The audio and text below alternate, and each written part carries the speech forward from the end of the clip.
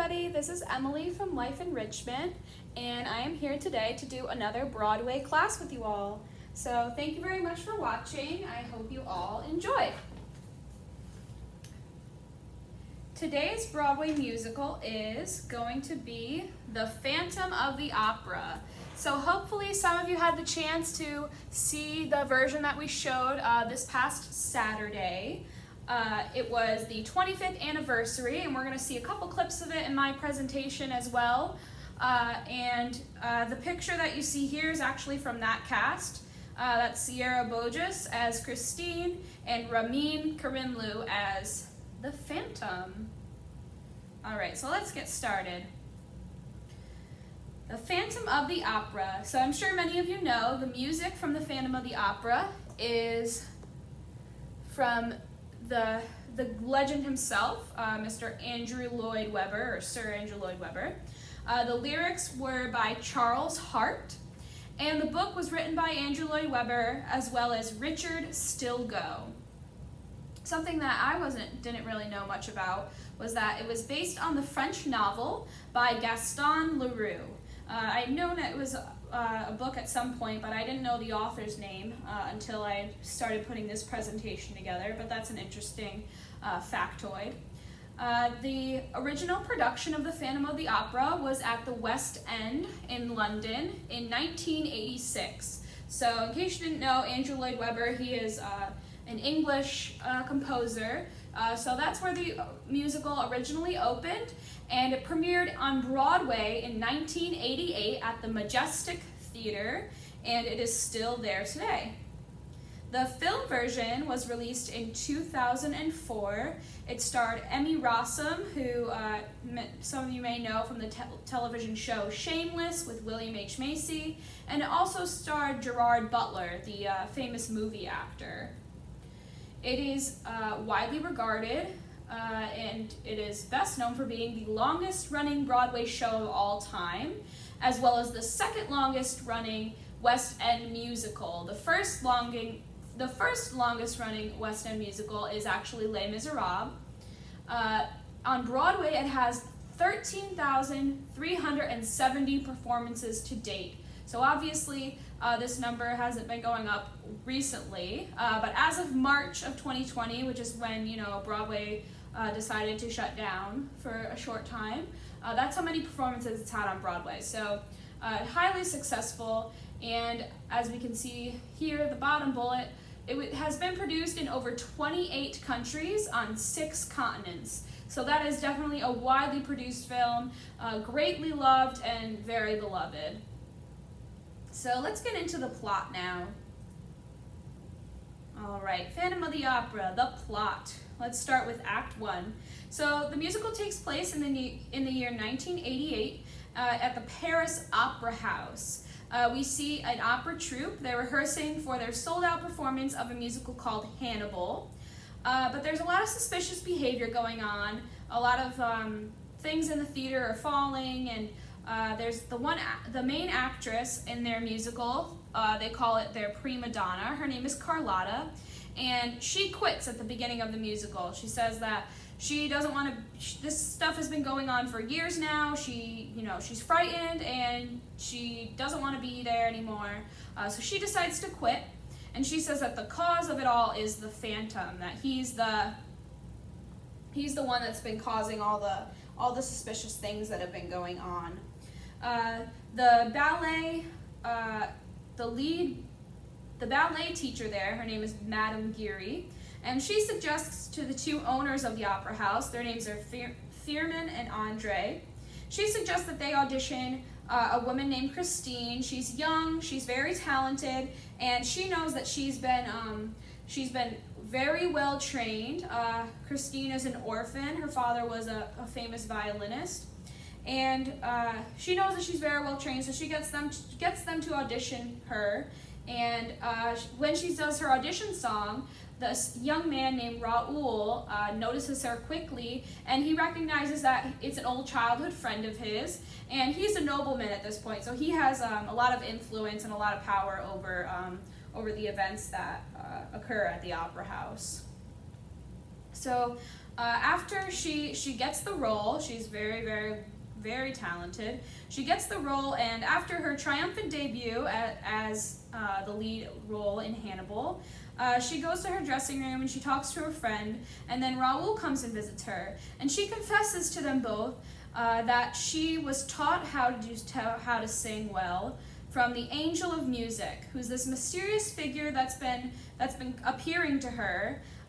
She says that he's been haunting her dreams, and she thinks that he resembles a character from stories that her father once told her and Raoul. So Raoul is kind of skeptical about those events, but he just wants to support her, and he decides that he's going to ask her out on a date.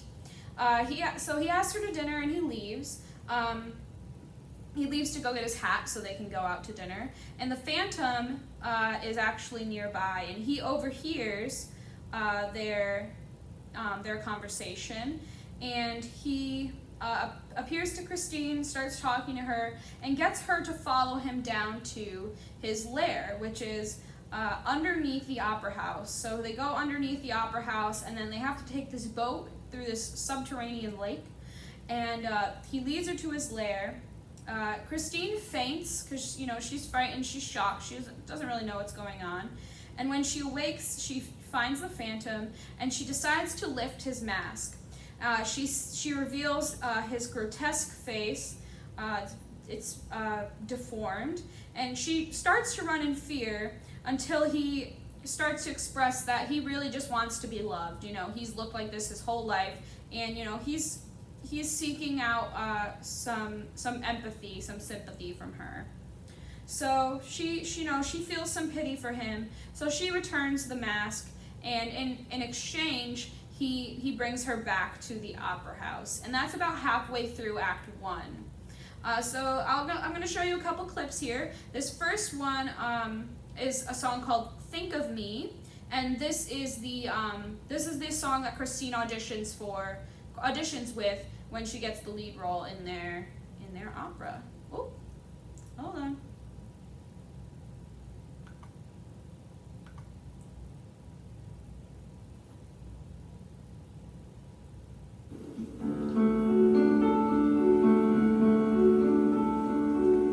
Think of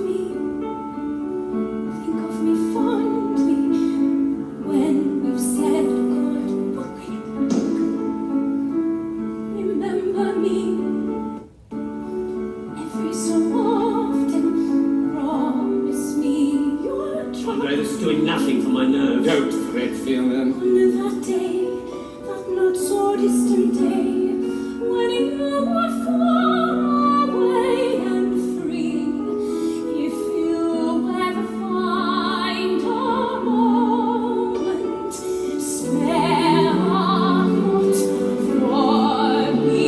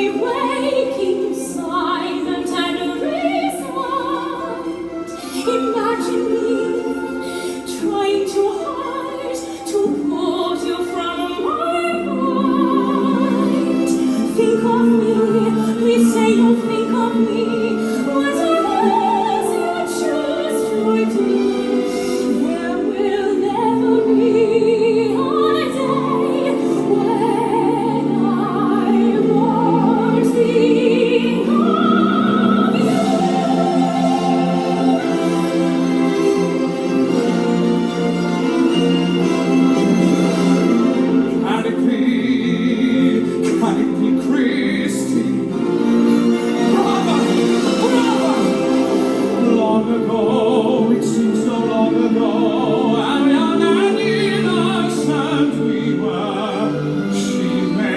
not remember me, but I remember.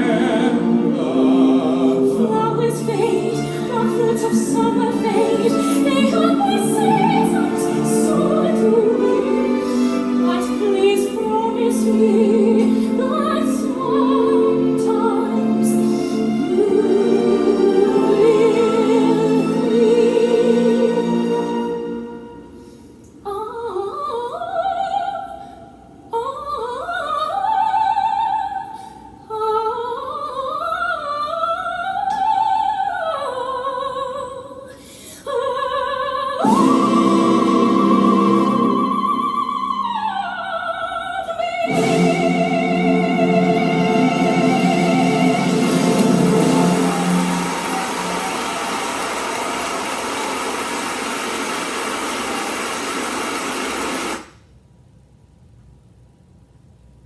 She is just phenomenal. Sierra Burgess is a very, very well-respected actress in modern Broadway. She also originated the role of Ariel in The Little Mermaid on Broadway. She's very talented. She's been in quite a number of Broadway shows.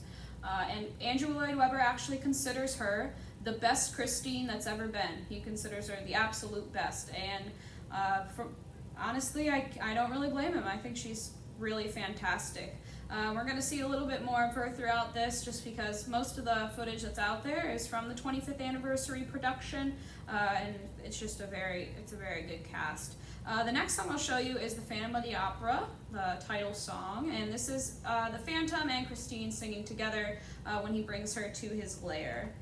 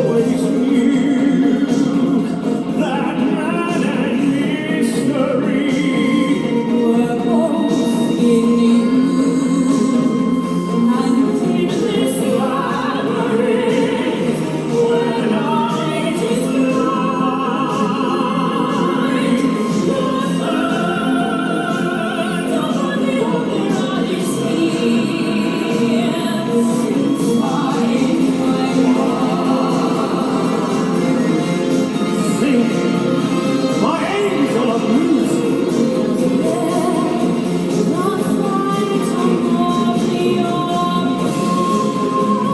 Sing for me.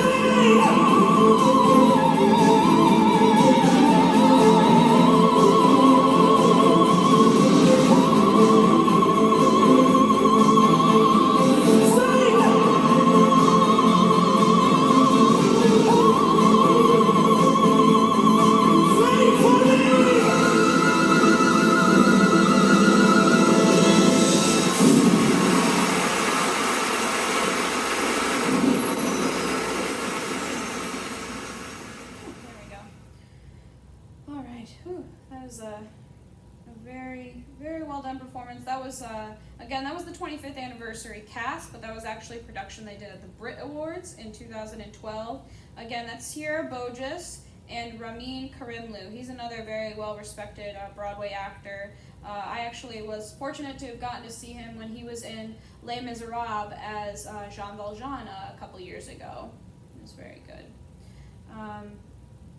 So we're going to move on with Act 1 now.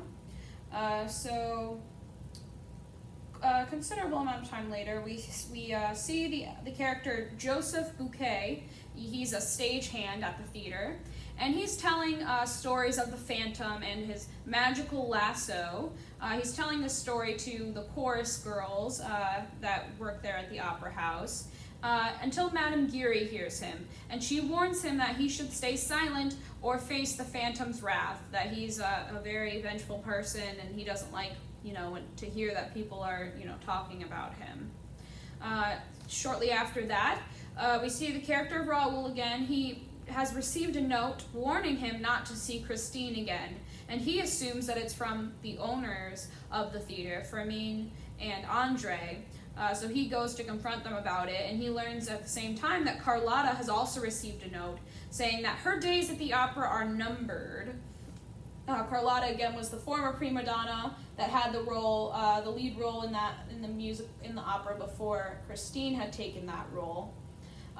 The owners receive a note as well that instruct them to replace Carlotta with Christine in the new opera Il Muto, and also he wants them to reserve a box seat for him to come see the performance, or else they will face disaster beyond imagination. They dismiss all these warnings, and they place Carlotta in the lead role while placing Christine in the role of a mute. So she doesn't have any lines in the musical. The musical seems to be going well, Il Muto, until we hear the voice of the Phantom, and he expresses that he's angry that they didn't leave the box seat open for him. So after that, we hear Christine. She recognizes that he's near, and she whispers, kind of just to herself. It almost seems unwilling. She whispers that he's near, and when Carlotta hears her, she tells her to remain silent, because again, her role in the musical is silent, and she calls her a little toad. And when the Phantom hears that, he retaliates by turning her voice into a frog-like croak. So when Carlotta goes to speak or sing, her voice comes out in a croak. So when that happens, Fermin, he's panicking that this stuff is going on. So he announces that Christine is going to take over the starring role. And after he makes that decision, we see Joseph Bouquet, the aforementioned stagehand, his body drops from the ceiling, and he's been hung by the lasso that he was talking about, the magical lasso that the Phantom possesses. So, a lot of chaos ensues both in the audience and amongst the cast. So while all this is going on, Christine has Raoul follow her to the roof. She walks all the way up the stairs, up into the roof of the opera house, and she tells him about the Phantom and the lair that she had been to with him. And, he believes her, and he vows that he's going to protect her and love her, and she makes the same vow to him. because they're frightened about all the events that have transpired so far. So they make that vow to each other, but what they don't know is that the Phantom is overhearing, and he vows revenge on them because he loves Christine. He doesn't want her with Raoul. He's taught her, how to be a good singer, and he thinks that she owes him her love. So after he vows his revenge, the big ending to Act 1 is he crashes the chandelier, the very gorgeous centerpiece of the theater, onto the stage, making a big scene, and that's how Act 1 ends. So the next couple clips I'm going to show you are, the first one I'm going to show you is from the movie, the 2004 film with Emmy Rossum, and Patrick Wilson. He's more known for, he's done quite a amount of scary movie roles. Again, he's a movie actor as well. And this is them in the movie, she and Raoul. Why have you followed me here? Or why have you brought me here, I'm sorry.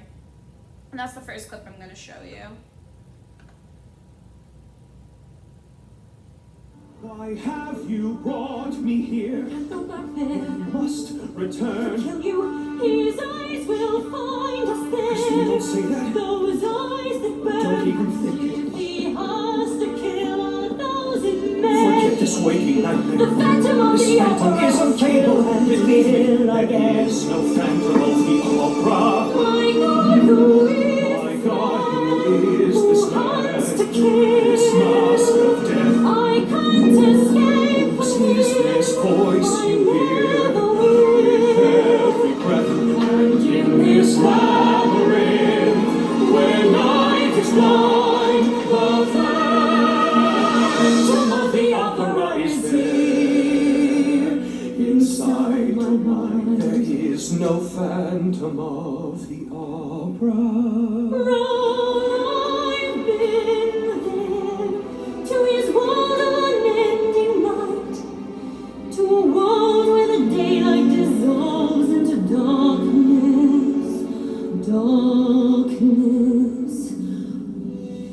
I sing him. Can I ever forget that sight? Can I ever escape from that face so distorted, deformed? It was hardly a face in that darkness.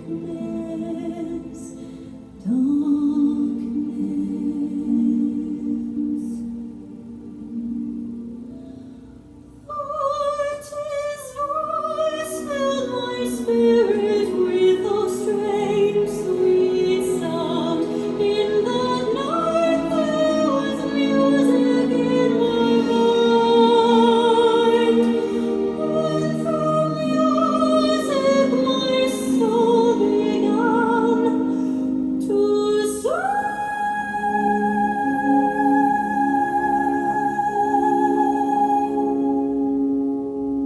And I heard as I'd never What you heard was a dream and nothing more. Yet in his eyes all the sadness of the world. Those pleading eyes that both threaten and adore.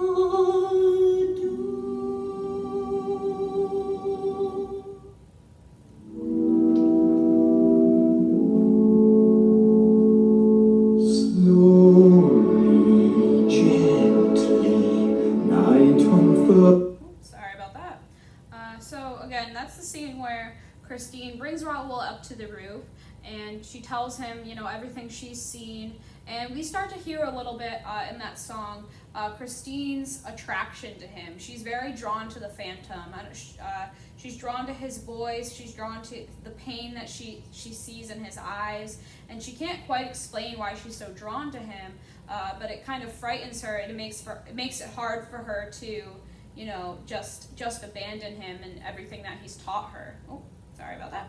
Okay, so this next clip I'm going to show you is All I Ask of You. It's the final, the real final big number from Act 1, and this is the vow that Christine and Raoul make to each other. They vow to, love and protect each other, and the Phantom overhears this song. This clip that you're going to see is a version that they did at the Royal Albert Hall, and it's actually the original Broadway actors. So we have Sarah Brightman as Christine and Michael Crawford as the Phantom.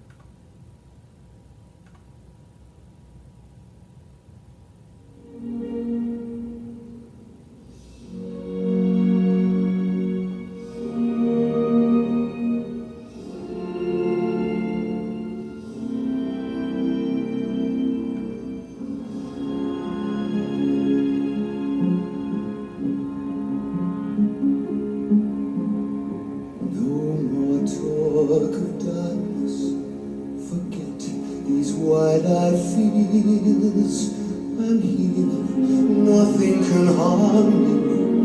My words will warm and calm you. Let me be your freedom, let daylight dry your tears. I'm here with you, beside you, to guard you and to guide you.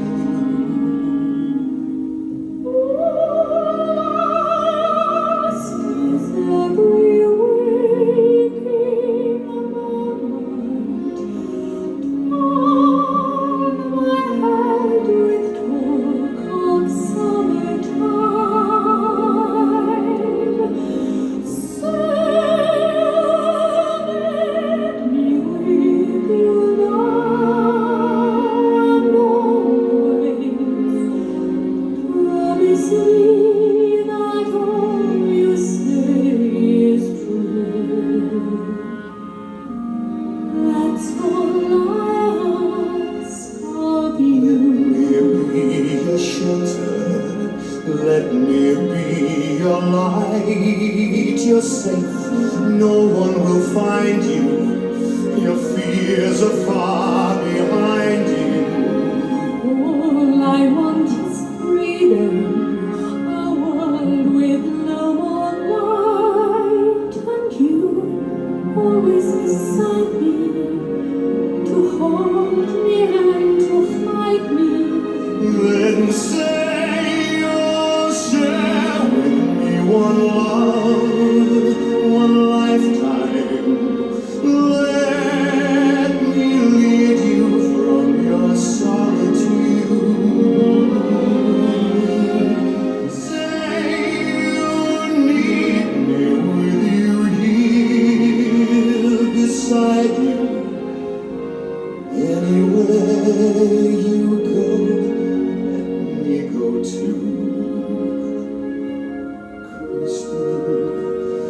That's all I ask of you.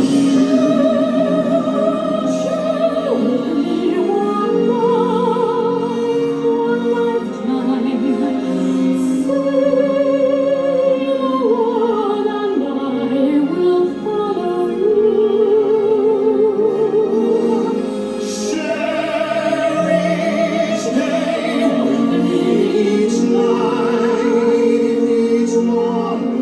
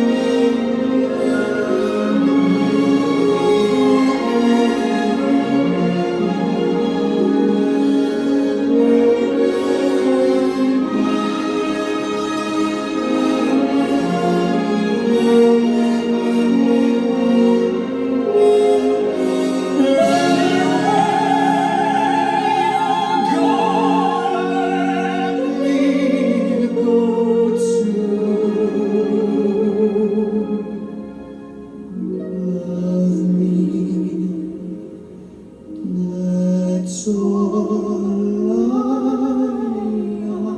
ask.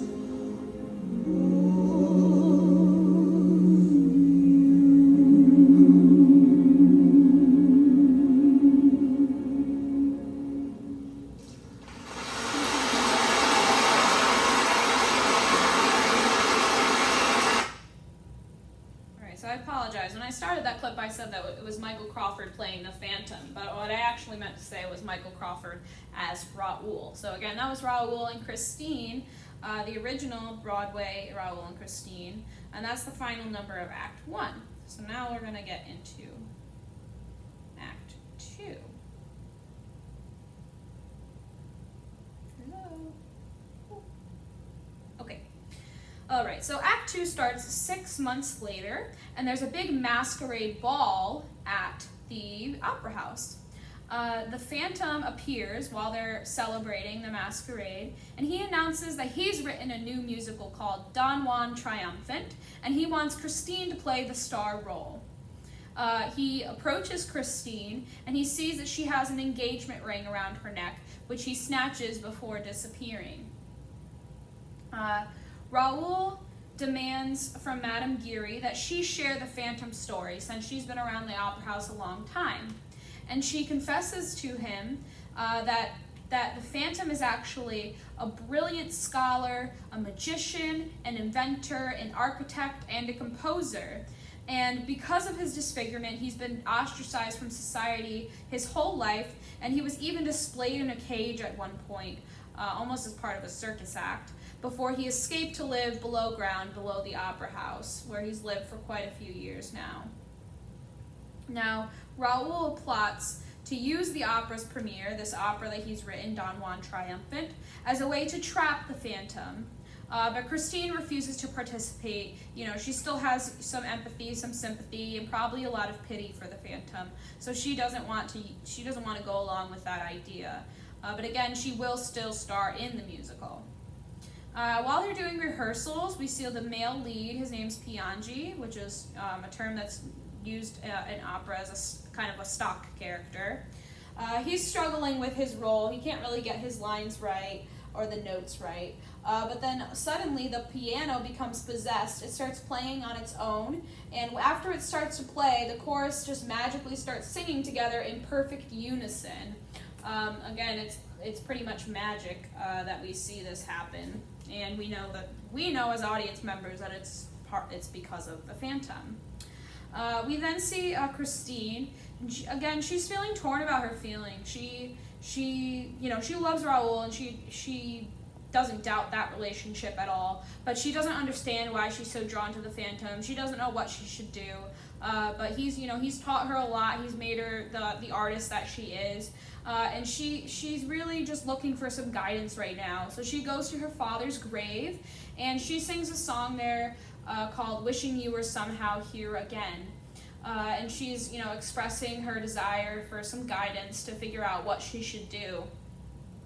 After we see her sing this song, the Phantom appears atop the mausoleum there at the cemetery, and he starts drawing Christine in. He claims himself as the angel of music, and that's her weakness for him. She starts to kind of succumb under his spell, really, until Raoul arrives. When Raoul arrives, the Phantom kind of taunts him and starts to throw fireballs at him. So Raoul and Christine, they escape together, and the Phantom, he pledges war against them both, and he causes the mausoleum to burst into flames. Quite a big scene. So I'm going to show you some more clips now. This clip I'm going to show you first is from the 2004 film, and this is the masquerade scene. I really like the movie version of it. The costumes are just beautiful, and just the scope that you can get with a movie that you can't get with a live performance is really well orchestrated.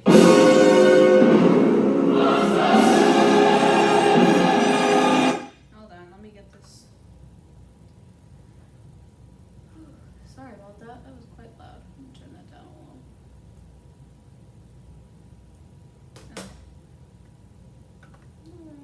Okay, here we go.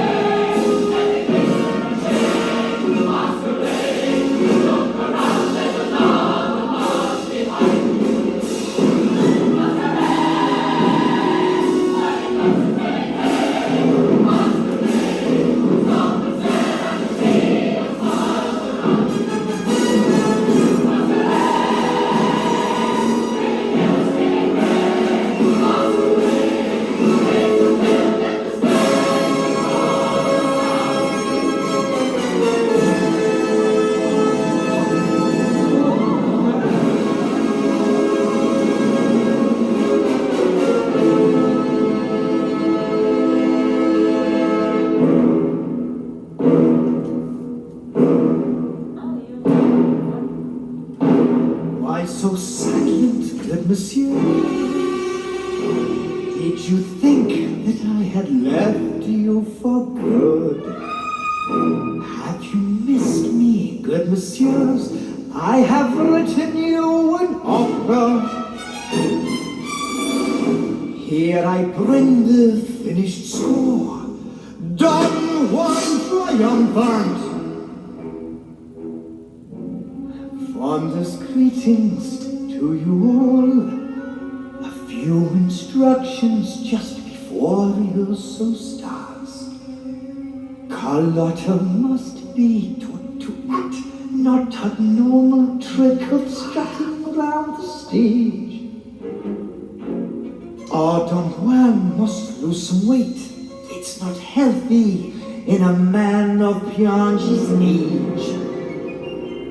And my managers must learn that their place is in an office, not the arts.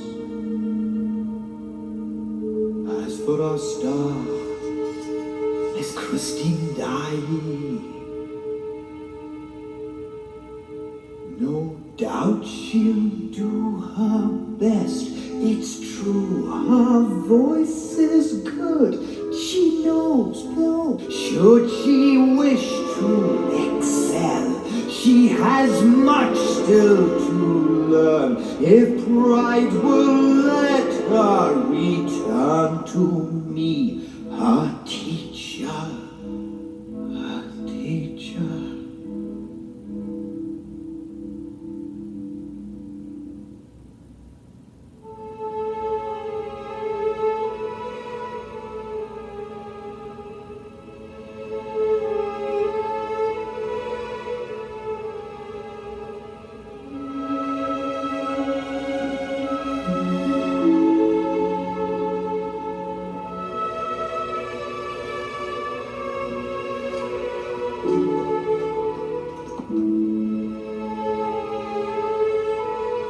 Your chains are mine, you belong to me.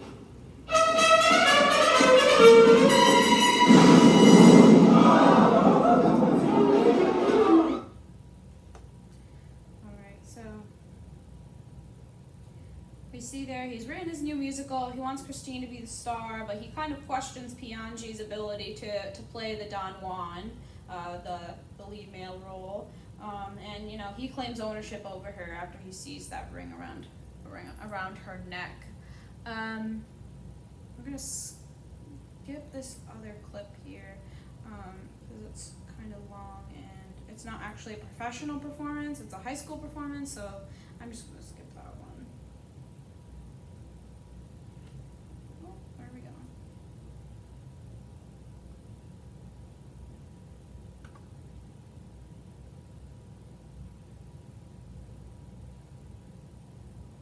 All right, so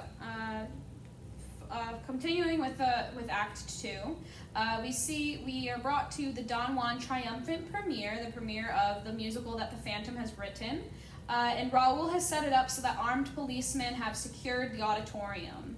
Again, he wants to use this as a way to trap the Phantom.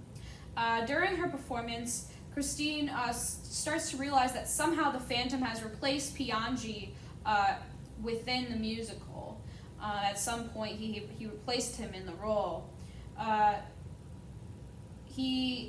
During the musical, he mimics Raoul's vow to her that he made to her that we saw during Act 1, and he forces a ring of his own onto her finger.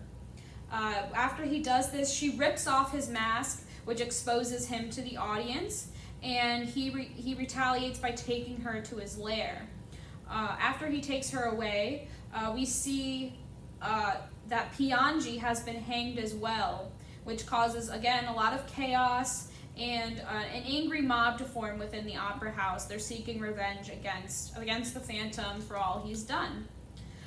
We go to the Phantom's lair, and there we see Christine. She's wearing a wedding dress. The Phantom has commanded her to do so. And she expresses to him that her fear is not because of the way he looks, but rather his inner nature, the way he acts, the evil things that he's done. Raoul makes his way to the lair, and he begs the Phantom to release her, but instead the Phantom lassos him as well. And he decides to give Christine an ultimatum. He tells her that he'll spare Raoul's life if she agrees to stay with him, but if she will not agree to stay with him, then he will kill Raoul. So she, when he says this to her, she kind of takes it as a moment of reflection, and she asks the Phantom what his life has been.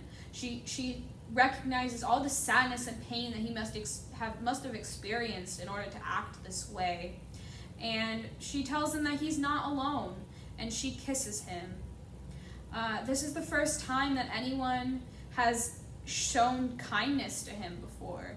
Again, he's been ostracized his whole life just for the way he looks. And because she treats him so kindly, he shows compassion for the first time, and he decides to release them both. So Raoul and Christine, they go to make their way out of the lair, but Christine rushes back and she gives him the ring that he had given her, and he pledges his love to her once again, and she exits. She leaves with Raoul. After we see them leave, we see that the mob appears, and they go into the lair trying to find the Phantom, but they only find his cloak and his mask, and they lift up the mask into the light, and there's no Phantom. He has disappeared into the night. And that is how the musical ends. So let's show a couple clips here. The first one I'm going to show you is The Point of No Return, and this is the song that Christine and the Phantom sing during Don Juan Triumphant, when she first realizes that he is not Piangi, that he is in fact the Phantom.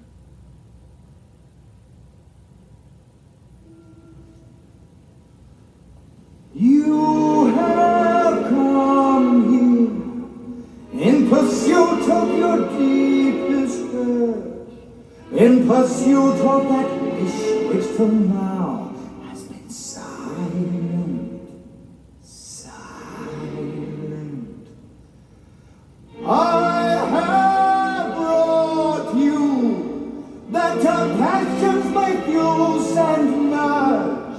In your mind you've already succumbed to me, dropped all defenses, completely succumbed to me. Now you are here with me, no second thoughts, you've decided.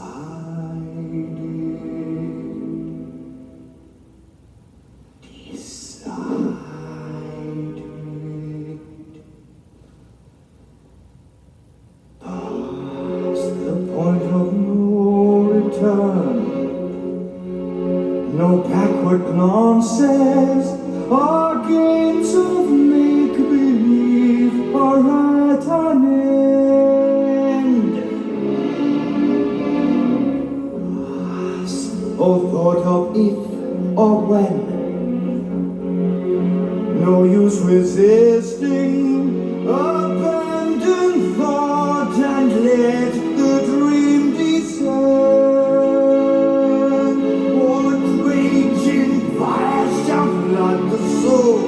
What rich desire unlocks its door? What sweet seduction lies before us? Past the point of no return, the final threshold. What warm unspoken secrets will we learn? Beyond the point of no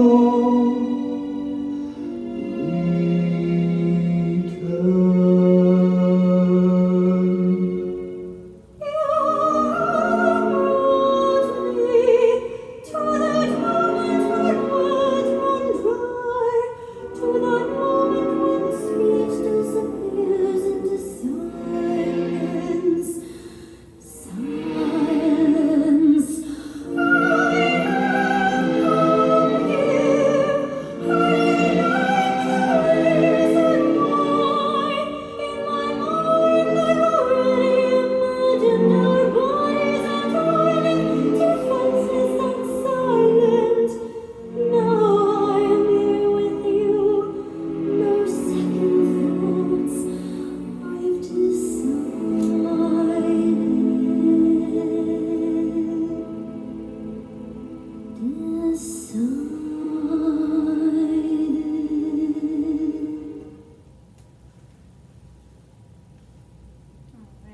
That's the point of no return. Again, that's from the 2004 film. And then the last clip I'm going to show you now is it's a reprise of Music of the Night. And this is actually from the 25th anniversary edition. But it is Ramin Karimloo, who we mentioned before, singing the role of the Phantom, as well as several other well-known actors that have portrayed the Phantom in the past. They all appeared at this special performance and sang along with him.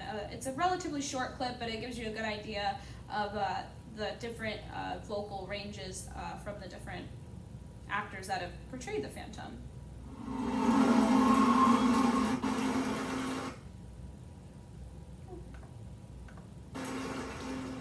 Floating, falling, sweet intoxication.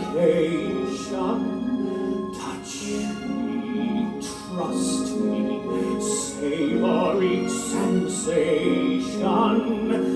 Let your dream begin, let your darker side give in to the power of the music that I find.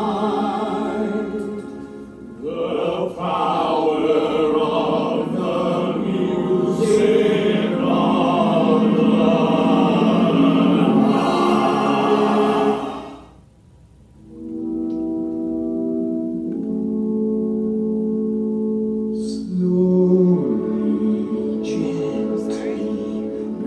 Again, there's just a short little clip from their performance. It was the longest one I could find, unfortunately, but it's still pretty good nonetheless.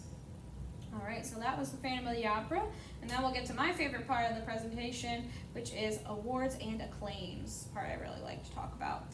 Okay, so first we're going to talk about the original London production. Give me 1 second, I can make this a little bit bigger. So the original London production received Laurence Olivier Awards. They received an award for Best New Musical and Best Lead Actor. It also received an Evening Standard Award for Best Musical. An Evening Standard is a newspaper there. It would be like the equivalent of a Drama Desk Award here in the US. The original Broadway production earned a lot of different awards. First, it received Tony Awards for Best Musical, Best Lead Actor, Best Featured Actress, Best Direction, and Best Scenic, as well as Costume and Lighting Design. We also had Tony nominations for Best Book, Best Original Score, and Best Choreography. For Drama Desk Awards, they received awards for Outstanding Actor, Outstanding Director, Outstanding Music, Orchestrations, and again, Set, Costume, and Lighting Design. It also received Drama Desk nominations for Outstanding Musical and Outstanding Actress. I believe that year the Outstanding Musical went to Into the Woods. As for Outer Critics Circle Awards, it received a couple of those as well. It won Best Broadway Musical, Best Actor, Best Set, Best Costume, and Best Lighting Design. So really, I would say the biggest claims that it has is its awards that it's won for design, which is honestly such a big accomplishment, really, because there are a lot of different, there are a lot of very successful artists out there that have designed different shows, and to get that many awards for it really speaks to the brilliance of Maria Bjornson, especially, who's was the costume and I believe scenic designer as well. For acclaims for this musical, the original Broadway cast album is actually certified 4 times platinum in the US. It sold, I believe, about 5 million copies in the US, so it's quite a successful album. As for reviews, we have a couple different here that I was able to find. Again, these are reviews of the original Broadway production. So the New York Daily News said, "It is a spectacular entertainment, visually the most impressive of the British musicals. There are some droll opera parodies, several beautiful songs, an impressive septet, and a grand choral number, all richly orchestrated." So that's a really good review of the music itself, I'd say.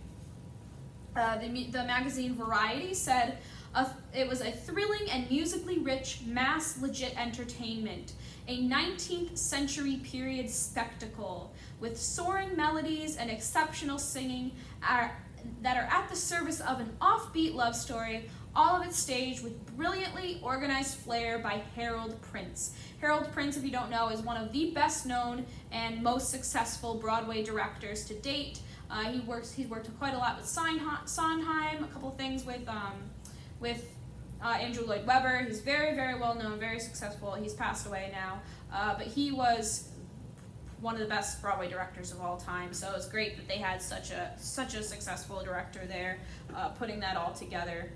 And then we have the New York Times, which says that the musical showers the audience with fantasy and fun at any price. They called it a characteristic Lloyd Webber project that the director Harold Prince, the designer Maria Bjornson, and the mesmerizing actor Michael Crawford have elevated quite literally to the roof. So not only is that a good compliment to Harold Prince like we saw before, but also credits Maria Bjornson and the actor Michael Crawford for their work as well. Again, I really love the work of Maria Bjornson.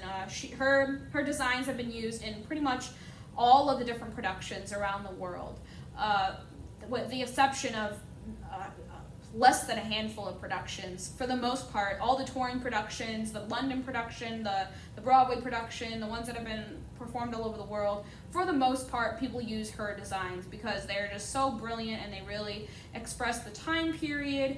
The richness of the music really is elevated with those beautiful costumes. She's just a very gifted artist. So that is Phantom of the Opera. That is all I have for today. Thank you very much for watching. I hope you enjoyed it as much as I enjoyed presenting it. I'm not sure yet what my next musical will be. If you have any suggestions, please let me know. Even if you want to email Cece, that's SperryCecilia@WindsorCelebration.com. You can email her, you can call her, leave her a voicemail. Any suggestions you have, I would greatly appreciate. But for now, I will leave you with this. So thank you very much for watching and have a good day.